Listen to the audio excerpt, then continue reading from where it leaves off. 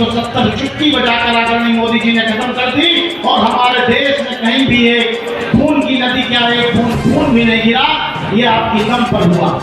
हर booth में हमारा पूरा वोट निकल के सामने आ जाएगा तो आपको चुनाव कोई हरा नहीं हरा। किसान की खटिया की रक्षा हो, ऐसा बटन दबाना कि बिटिया की रक्षा हो, ऐसा बटन दबाना कि बिटिया की रक्षा हो। भारत माता की मोदी जिंदाबाद जिंदाबाद जिंदाबाद जिंदाबाद। कैसे किसी को आवास मिल जाए, कैसे किसी के घर में शौचालय बन जाए, कैसे बिजली पहुंच जाए, कैसे उज्ज्वला का गैस कनेक्शन मिल जाए, कैसे आयुष्मान कार्ड बन जाए। 150 से ज्यादा योजनाएं जन जन तक पहुंचाने के लिए। आप देख सकते हैं भारतीय जनता पार्टी लोकसभा युवा सम्मेलन कितने जोरदार तरीके से किया। ये आप वीडियो देखकर भी अनुमान लगा सकते हैं। खबर यूपी के उन्नाव जनपद से आ रही। यह चुनाव लोकसभा जो उन्नाव का लोकसभा चुनाव है, यह क्यों बन गया धर्म और अधर्म का अखाड़ा। आपको बता दें यह 2024 का लोकसभा चुनाव नहीं, यह धर्म और अधर्म के बीच का महासंग्राम है। सभी वोटरों को टाइप करना है कि वह धर्म के साथ हैं या अधर्म के। यह उद्गार उत्तर प्रदेश शासन में राज्य मंत्री कपिल देव अग्रवाल के हैं। उन्होंने भारत के नवनिर्माण में अद्वितीय योगदान करने वाले प्रधानमंत्री नरेंद्र मोदी के प्रतिनिधित्व में देश के नए और भविष्य का खाका भी तैयार किया जाना तय मान्य है। मौराओं में युवा मोर्चा सम्मेलन वायु के वेग से प्रत्येक बूथ पर पोलिंग बूथ तक लाने की जिम्मेदारी से अवगत कराया। एनर्जी भरने का कार्य किया गया युवाओं में। आपको बता दें पूर्व विधायक अनिल सिंह ने उमड़े जन समूहों को बताया कि प्रधानमंत्री नरेंद्र मोदी बाबा साहब भीमराव अम्बेडकर के बने संविधान पर देश को आगे ले जाना चाह रहे हैं, जबकि कांग्रेसियों ने अपने एजेंडे में बताया कि इस देश में बाबा साहब अम्बेडकर के साथ शरिया का कानून लेकर आएंगे। क्या कांग्रेसी नेता शरिया कानून के द्वारा भारत को सीरिया जैसा हिंसक राष्ट्र बनाना चाहते हैं? ऐसा भारतीय जनता पार्टी कभी होने नहीं देगी।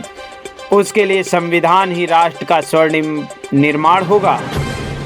युवा मोर्चा सम्मेलन में मौरावा नगर पंचायत अध्यक्ष कुमार वेगसेठ, नगर पंचायत अध्यक्षा पूर्वा रेणु गुप्ता, हिलौली ब्लॉक प्रमुख दिलीप कुमार दीक्षित, संतोष सिंह, मोहन सिंह ताऊजी, अरुण प्रताप सिंह, मंडल अध्यक्ष, प्रधान संघ अध्यक्ष योगेंद्र सिंह उर्फ बोले, अभिषेक सिंह, मोहित दीक्षित, अशोक, ब्लॉक प्रमुख आनंद गुप्ता अशोहा, ग्राम प्रधान अवधेश चौरसिया, भारतीय जनता पार्टी के जिला अध्यक्ष अवधेश कटियार, महेंद्र लोधी प्रधान, सुनील लोधी, साधु रावत, पुष्पराज सिंह, रमेश वाजपेयी सहित सैकड़ों की संख्या में युवा मौजूद रहे। मंत्री कपिल देव अग्रवाल का बड़ी माला से स्वागत किया गया। लोगों का स्वागत में तांता लगा रहा। सभी लोगों ने एक दूसरे के साथ मिलकर के कपिल देव अग्रवाल का स्वागत किया। भव्य स्वागत तस्वीरों में देख सकते हैं। कपिल देव राज्य मंत्री जो अग्रवाल जी हैं, उनका स्वागत करते हुए कार्यकर्ता व युवा मोर्चे के युवा साथी पत्रकारों से वार्ता करते हुए क्या कहा कपिल देव अग्रवाल ने, इस पर भी हम चर्चा करेंगे। लेकिन उसके पहले आपको बता दें पूर्व विधायक अनिल सिंह और जिला अध्यक्ष उन्नाव अवधेश कटियार व अन्य लोगों ने क्या कुछ कहा, सभी की बातों को सुनकर आपका भी खून खौल जाएगा। निकलने वाले हमारे नेता थे, वो कहते थे कि अगर धारा 370 हटी तो यहाँ पर खून की नदियां बह जाएंगी। वहाँ पर जो हमारे नौजवान साथी थे, एक विशेष समुदाय के लोग थे, उनके हाथों में पत्थर देकर उनके भविष्य को चौपट करने का काम किया जा रहा था और भारत के ऊपर एक दाग लगाने का काम पाकिस्तान की साजिश के साथ हो रहा था। आपने जब 2014 में आदरणीय मोदी जी को ताकत देकर प्रधानमंत्री बनाने का काम किया तो आपने भारत का नक्शा बदलने का काम किया और धारा 370 चुटकी बजाकर आदरणीय मोदी जी ने खत्म कर दी और हमारे देश में कहीं भी एक खून की नदी क्या एक खून भी नहीं गिरा। ये आपकी दम पर हुआ। देश में एक एकल बहुमत की भारतीय जनता पार्टी की सरकार बनती है और वही राष्ट्रीय स्वयंसेवक संघ का एक शिक्षित स्वयंसेवक इस देश के प्रधानमंत्री बनते हैं और इस देश को बदलने की दिशा में आगे बढ़ते। 3 विषय लेकर भारतीय जनता पार्टी के युवा और कार्यकर्ता चले थे कि हमारी जब सरकार बनेगी तो अंत्योदय का विचार ले जाएंगे, हमारी जब सरकार बनेगी हम इस देश में लगे कलंकों को मिटाएंगे, हमारी जब सरकार बनेगी इस देश को परम वैभव पर पहुंचाएंगे। तो अगर हम देखेंगे तो 2014 से 2019 का कार्यकाल वो अंत्योदय को समर्पित था। कैसे किसी को आवास मिल जाए, कैसे किसी के घर में शौचालय बन जाए, कैसे बिजली पहुंच जाए, कैसे उज्ज्वला का गैस कनेक्शन मिल जाए, कैसे आयुष्मान कार्ड बन जाए। 150 से ज्यादा योजनाएं जन जन तक पहुंचाने के लिए आप जैसे भारतीय जनता पार्टी के ऊर्जावान कार्यकर्ता लगे रहे। दूसरी बार और भी ज्यादा बहुमत के साथ सरकार बनती है और 2019 से लेकर और 2024 का जो कार्यकाल रहा वो इस देश से कलंकों को मिटाने का कार्यकाल रहा। चाहे वो 550 से अधिक वर्षों का एक राम मंदिर का सपना रहा हो, जिसके लिए हजारों लोगों ने अपने जीवन की आहुति दे दी। तैयार है, काशी विश्वनाथ बनकर तैयार है। इस देश से धारा 370 हटी और गांव मोहल्ले में क्षेत्र में लगे हुए छोटे छोटे कलंकों को मिटाने का काम किया गया। लेकिन मित्रों, ये चुनाव 2024 का है। ये तीसरा विषय है जो 140 करोड़ लोगों ने देखा था कि कब वो वक्त आएगा जब ये पुनः भारत सोने की चिड़िया कहलाएगा। वो वक्त कब आएगा जब ये पुनः भारत विश्व का गुरु, दुनिया का सिरमौर बनेगा, विश्व गुरु बनेगा। इसलिए इस बार का चुनाव इसको विश्व गुरु बनाने का है। की बार 400 पार, यानी 400 पार होगा तो इस पूरी दुनिया पर दबाव बनेगा। और अगर 5 लाख पार उन्नाव का नारा दिया गया, अगर 5 लाख यहाँ से पार होगा तो ये भी एक खसक दिल्ली तक जाएगी। इसलिए यहाँ भी नारा दिया गया है। तो आप सबसे निवेदन करने आया हूँ कि आप सबने देखा होगा अनेक दलों के विभिन्न कार्यकर्ता भारतीय जनता पार्टी की ज्वाइन करने के लिए लगे हैं, भारतीय जनता पार्टी की तरफ बढ़ते चले आ रहे हैं। 3000 से ज्यादा लोग भारतीय जनता पार्टी को उन्नाव में भी ज्वाइन कर चुके हैं। सिर्फ इसलिए ज्वाइन कर चुके हैं कि आगे 10-15 साल के बाद जब इस भारत को, यानी इसका भविष्य बढ़ रहा होगा, जब ये भारत विश्व गुरु की तरफ होगा, जब ये भारत विकसित भारत बन रहा होगा, तो हमारी भूमिका क्या होगी, हम कैसे इस समाज को चेहरा दिखाएंगे। इसलिए भारतीय जनता पार्टी में अपनी आहुति डालने के लिए अन्य दलों के भी नेता और कार्यकर्ता आए हैं।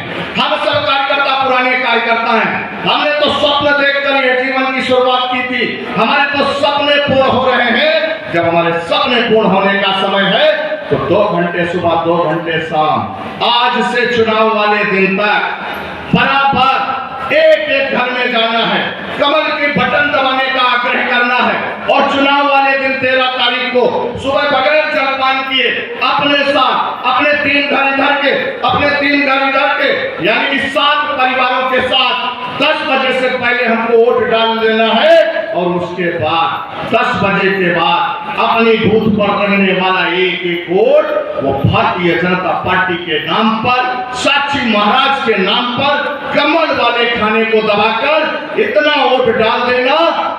कहे शिकागो में जाता है और शिकागो में जाकर दुनिया भर के जितने बड़े धर्मशास्त्री थे, जितने बड़े बड़े लोग थे पूरी दुनिया भर के, उसके अंदर अलग अलग जो धर्म के लोग थे उसके अंदर, और वहां जाकर के जिस प्रकार से भारत का चित्रण किया, भारत के इतिहास का, भारत के गौरव का, भारत के नाम से इतिहास का, श्रीमद् भागवत का, महापुरुषों की जिनके कारण से छत्रपति शिवाजी, गुरु गोविंद सिंह, महाराणा प्रताप, झांसी की रानी, चंद्रशेखर आजाद, इतिहास भरा पड़ा है भारत का। कि जब भी देश पर संकट आया, जब भी देश पर युद्ध करने की आवश्यकता पड़ी, इन नौजवानों ने छाती अड़ने का काम किया, सरेंडर नहीं किया, जान देने की बाजी लगाई, लेकिन मैदान छोड़कर के भी तो हमने भागने का काम।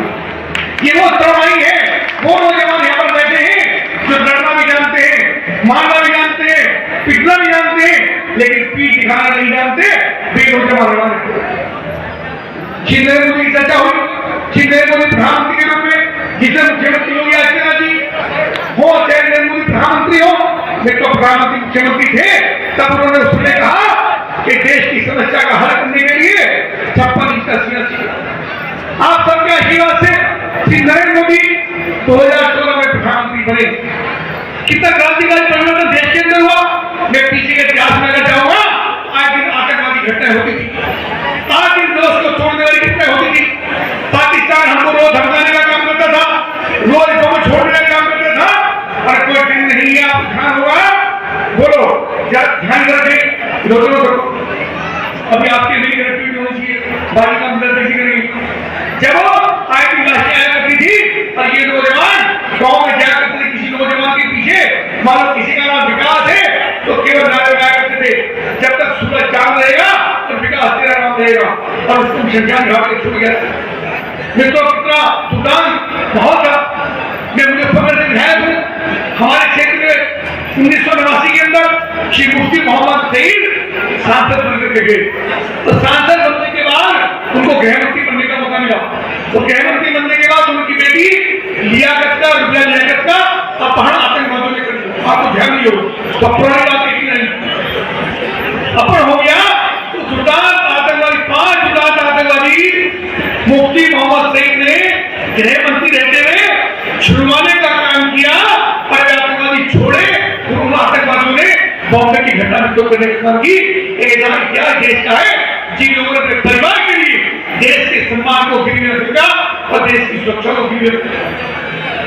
किसान की खटिया की रक्षा हो, ऐसा बटन दबाना कि बिटिया की रक्षा हो, ऐसा बटन दबाना कि बिटिया की रक्षा हो। भारत माता की जय, मोदी जिंदाबाद जिंदाबाद जिंदाबाद सच्ची महाराज अनिल से जिंदाबाद। सपा के राम गोपाल यादव जी हैं, उन्होंने मंदिर पे सवाल उठाया है कि ये जो बना है इसका वास्तव गलत है और ये गलत समय पे बना है। जब मंदिर बन रहा था तब भी ये सवाल उठा था, क्या गलत समय में भाजपा ने मंदिर का निर्माण करा दिया? देखिए, इसमें वर्तमान में 9 लोकसभा क्षेत्र में है, तो साक्षी महाराज यहाँ से सांसद के प्रत्याशी बहुत शानदार युवा सम्मेलन यहाँ पर हुआ। हजारों की संख्या में लोग थे। सर्वप्रथम में अध्यक्ष मोर्चे का, भारतीय पार्टी का और सब कार्यकर्ताओं को धन्यवाद करता हूँ कि बहुत ही सुंदर कार्यक्रम। ज़्यादा समाजवादी पार्टी का विषय है। समाजवादी पार्टी तो पहले से राम की विरोधी है। अब तत्कालीन मुख्यमंत्री आदरणीय मुलायम सिंह यादव जी ने कहा था कि अयोध्या के अंदर परिंदा पालन नहीं मार सकता। राम भक्तों को गोली चलाने का काम उन्होंने किया, राम भक्तों की हत्याएं हुई, सैकड़ों बार अलग अलग जनपदों के अंदर लाठीचार्ज हुआ, उसके बावजूद भी भगवान राम का वही, चूँकि जैसा संस्कार है, जैसा परिवार है, जैसा बड़े लोगों की प्रेरणा रही, उसी काम राम गोपाल यादव जी भी कर रहे हैं। तो राम गोपाल यादव जी ने भी कहा कि नहीं, राम मंदिर नहीं है, उसका वास्तु खराब है, तो तुमने पहले क्यों नहीं बनाया? अगर तुम पहले बना दे तो तुम्हारे हिसाब से राम मंदिर बन जाता, उसका वास्तु ठीक हो जाता। भगवान राम ने उनको सद्बुद्धि दी ही नहीं कि राम बनाने का, मंदिर बनाने का श्रेय वो लोग ले पाते। भगवान राम का मंदिर बना है। दुनिया में रहने वाले 600 करोड़ किसी भी रूप में संख्या माने, ऐसे सब लोगों की आस्था का, शक्ति का, ऊर्जा का ये प्रति भगवान राम का मंदिर है। जन जन के मन में राम बसते हैं और जहाँ राम है सर्वत्र न्याय ही न्याय है।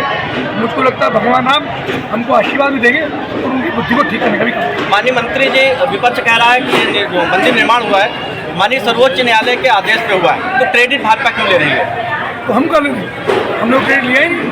हमने भगवान राम का मंदिर बनाया और न्यायालय बनाया, ठीक बात है, वही ले लेंगे। हमने भी उसके अंदर ईंट लगाई है, हमने उसके अंदर कार सेवा की है। जितने लोग खड़े हैं हजारों की संख्या में, इन्हें सबके घर से, उनको ध्यान नहीं हो, सबके घर से ₹1.25 या 1 ईंट। ऐसा हिंदुस्तान के अंदर कोई हिंदू नहीं है जिसके घर से ₹1.25 या 1 ईंट जाती नहीं है। तो सबकी ईंटें, सबकी भावनाएं उसके अंदर लगी है।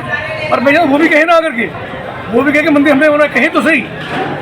राम गोपाल जी, अखिलेश यादव भी आगे कहें कि राम का मंदिर हमने बनवाया, उनका कल्याण। जय